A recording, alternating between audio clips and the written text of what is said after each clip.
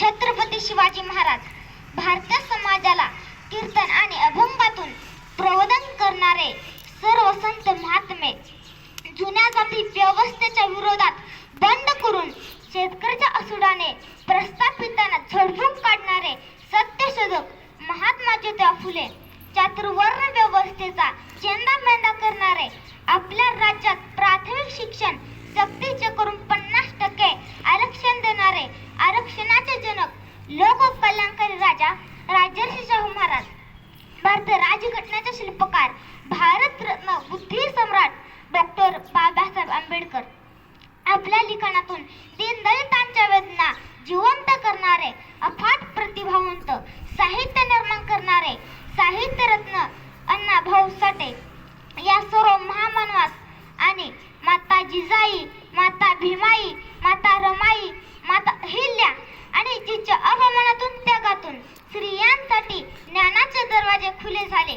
ती पहिली महिला मुख्याध्यापिका माता सावित्री या सर्व मातास आणि हा भारत देश स्वतंत्र होण्यासाठी आपल्या प्राणाचे बलिदान दिले अशा सर्व क्रांतिकारकास आणि आजही आपल्या भारत देशासाठी रक्ताचे पाणी करून लढणारे आणि वीरगती प्राप्त झालेले भारतीय जवानास मी दीक्षा दयानंद सावंत अभिवादन करते आणि माझ्या भाषणाला सुरुवात करते. मी सर्वप्रथम सर्वांना 26 जानेवारी भारतीय प्रजासत्ताक दिनाच्या शुभेच्छा देते. आज प्रजासत्ताक दिन आहे. या भारत देशात 26 जानेवारी 1950 रोजी लोकांचे राज्य आले, लोकशाही आली. म्हणजे या देशात टाटा, बिर्ला, अंबानी यांच्या मताला जेवढी किंमत तेवढीच किंमत येथे झोपीत राहणाऱ्या माणसाची मताची किंमत आहे. अजून सगळ्या भाषेत सांगते, येथे राजा वंश परंपरेने तयार होत नाही तर मतपेटीतून तयार होतो. येथे एक चावल सुद्धा या देशाचा पंतप्रधान होतो. म्हणून तर मी या देशात अशी लोकशाही निर्माण करणारे हजारो वर्षाचा इतिहास आपल्या संविधानाने आणि विधिवताने बदलणारे प्रज्ञासूर डॉक्टर बाबासाहेब आंबेडकर यांच्याविषयी बोलणार आहे. बंधून या देशामध्ये धर्माच्या नावाखाली जातीपाती निर्माण करून 4 वर्ण व्यवस्था निर्माण केल्या होत्या.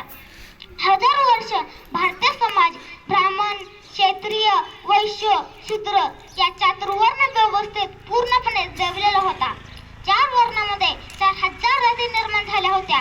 इथे माणसांपेक्षा जनावरांना आणि दगडगोट्यांना जास्त किंमत आली होती. 4 वर्णामध्ये पहिला वर्ण ब्राह्मण हा सर्वश्रेष्ठ ठरवला होता. या वर्ण व्यवस्थेमधील सर्वात खालचा वर्ण शूद्र हा अस्पृश्य ठरवला होता. त्यांना पिण्यासाठी पाणी सुद्धा मिळत नव्हते. त्यांच्या सावलीला सुद्धा कोणी उभा राहत नव्हते. गळ्यात मडके आणि कमरेला झाडू बांधला होता. मनुस्मृतीसारखा ग्रंथ निर्माण करून अस्पृश्याचे सामाजिक, धार्मिक, आर्थिक अधिकार हिरावून घेतले होते. त्यांना माणूस म्हणून जगण्यास नाकारले होते. इथल्या सामान्य माणसाच्या व्यथा, वेदना, अश्रू यांनी तिला काळाला लागल्या होत्या.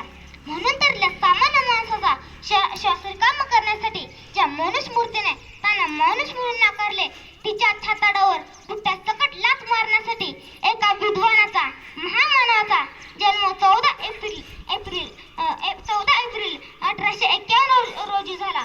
तो महामानव म्हणजे डॉक्टर बाबासाहेब आंबेडकर होय. डॉक्टर बाबासाहेब आंबेडकरांनी लहानपणापासून पाहिले होते आणि स्वतः अस्पृश्याचे चटके सहन केले होते. नावी त्यांचे केस कापत नव्हते. कारण काय तर ते शूद्र होते. शाळेत पिण्यासाठी पाणी सुद्धा मिळत नव्हते. एवढेच नव्हे तर त्यांना वर्गाच्या बाहेर बसून शिकावे लागत होते. कारण काय तर ते अस्पृश्य होते. ब्राह्मण शिक्षकांनी त्यांना संस्कृतीविषयी शिकवण्यास नकार दिला. कारण काय तर ते अस्पृश्य होते. प्राथमिक शिक्षण पूर्ण झाल्यावर आंबेडकरांना पुढील शिक्षणासाठी प्रवेश द्यावा का नको यासाठी मास्तरांची 8 दिवस सभा चालते. कारण काय तर ते अस्पृश्य होते. बंधनो, अशा सामाजिक विषमतेतून डॉक्टर बाबासाहेब आंबेडकरांनी आपले शिक्षण पूर्ण केले. त्यासाठी त्यांनी परदेशात जाऊन 18 तास अभ्यास केला. ज्या अभ्यासक्रमाला 8 वर्षे लागतात तो अभ्यासक्रम त्यांनी फक्त 2 वर्षात पूर्ण केला. ज्या भारतीय समाजाने त्यांना शिक्षण नाकारले त्या समाजाला आणि आपल्या भारत देशाला अभिमान आणि भूषण वाटावे इतके बाबासाहेब शिकले. मिळवलेल्या ज्ञानाचा उपयोग दीनदलितांच्या उद्धारासाठी आणि भारतासाठी केला. डॉक्टर बाबासाहेब आंबेडकरांनी आपले शिक्षण पूर्ण झाल्यावर दलित उद्धाराची चळवळ हाती घेतली. दलितांवर होत असलेल्या अन्यायाची जाणीव करून दिली. डॉक्टर बाबासाहेब आंबेडकरांनी मूकनायक, प्रबुद्ध भारत, बहिष्कृत भारत, जनता अशी वर्तमानपत्रे आणि पाक्षिके सुरू करून आपल्या जातीभेदाबद्दल निर्भीड विचार मांडले. इथे पिचलेल्या तळागाळाला गेलेल्या बहुजनांचा स्वाभिमान जागृत करून सामाजिक हक्काची जाणीव निर्माण करून त्यांच्यामध्ये क्रांतीचे स्फुलिंग पेटवले. त्यासाठी त्यांनी महाचौदा तळ्याचा सत्याग्रह, काळाराम मंदिर प्रवेश, मनुस्मृती दहन अशी सामाजिक आंदोलने व चळवळी निर्माण करून त्या त्रिवर्ण व्यवस्थेला सुरुंग लावण्याचे काम केले.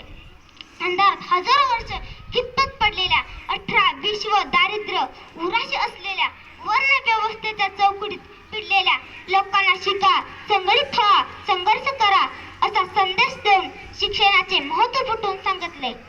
डॉक्टर बाबासाहेब आंबेडकर म्हणत, शिक्षण हे भागिण्याचे दूध आहे. जो प्राशन करेल तो गुरगुरल्याशिवाय राहणार नाही. डॉक्टर बाबासाहेब आंबेडकरांनी फक्त दलितांसाठी कार्य केले नव्हते. त्यांचे व्यक्तिमत्व एका जातीपुरते मर्यादित ठेवण्यासारखे नव्हते. भारतीय राज्यघटना तयार करताना त्याने सर्वांना सामाजिक अधिकार प्राप्त करून दिले. अमेरिकेतल्या प्रगतीशील राष्ट्रामध्ये आजही महिला राष्ट्राध्यक्ष होऊ शकला नाही, पण भारतामध्ये इंदिरा गांधी पंतप्रधान झाल्या, प्रतिभाताई पाटील सध्याच्या द्रौपदी मुर्मू राष्ट्रपती झाल्या. कोणामुळे? तर भारतीय संविधानामुळे. म्हणून आपण संविधानाचे महत्त्व जाणले पाहिजे. या देशामध्ये देवीला पूजणाऱ्या महिला देवदासी झाल्या, खंडोबाला पूजणाऱ्या महिला मुर्या झाल्या आणि ज्यांनी संविधानाची वाट धरली त्या सरपंच पदापासून राष्ट्रपती पदापर्यंत पोहोचल्या, तलाठी पदापासून कलेक्टर पदापर्यंत पोहोचल्या. BMW गाडीतून फिरणारा माणूस मतदानावेळी सामान्य माणसाच्या पाया पडतो आणि म्हणतो, मालक जरा लक्ष असू द्या, म्हणजे या देशाचे आपण मालक आहोत. ही ताकद कुणी दिली? संविधानाने दिली. डॉक्टर बाबासाहेब आंबेडकरांनी आपल्याला बाहेर केलेल्या राज्यघटनेमुळे बोलण्याचे, लिहिण्याचे, प्रबोधन करण्याचे अधिकार मिळाले आहे. मतदानाचा अधिकार मिळावा म्हणून दक्षिण आफ्रिकेच्या नेल्सन मंडेला यांना 18 वर्ष तुरुंगवास भोगावा लागला. पण आपले संविधान प्रत्येक भारतीयास वयाच्या 18व्या वर्षी मतदानाचा अधिकार बहाल करते.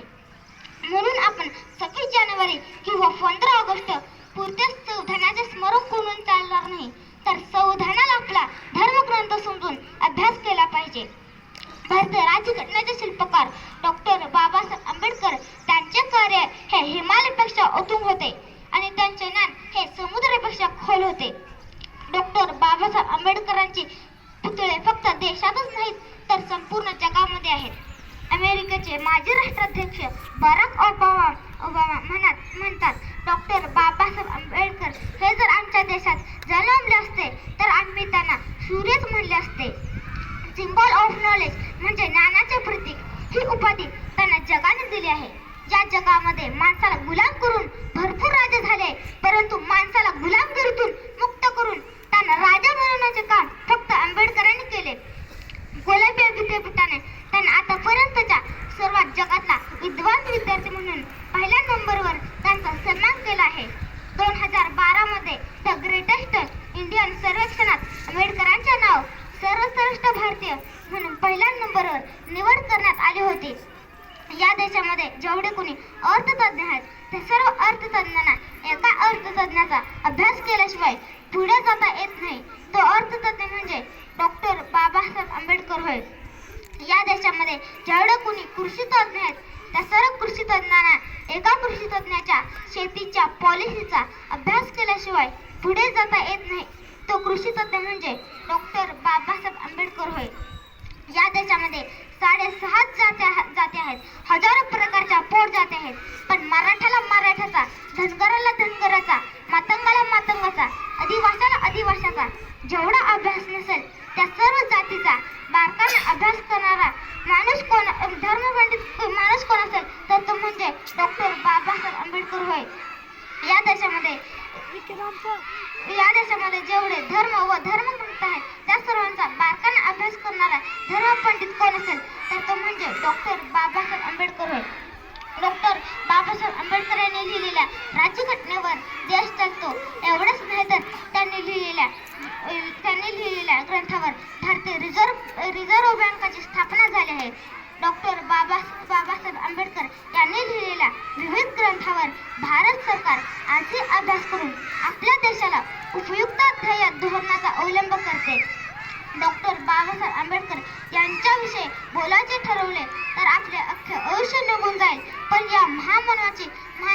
कधीच सांगून संपणार नाही. या महामानवाने विकारांच्या दऱ्यामधून समतावादी, विज्ञानवादी बोधवृक्ष लावण्याचे काम केले आणि शेवटी बोधवृक्षाच्या छायेत 6 डिसेंबर 1956 रोजी शेवटचा श्वास घेतला. या महामानवाने सामाजिक समतेसाठी, आधुनिक भारताच्या निर्मितीसाठी आपले संपूर्ण आयुष्य खर्ची घातले.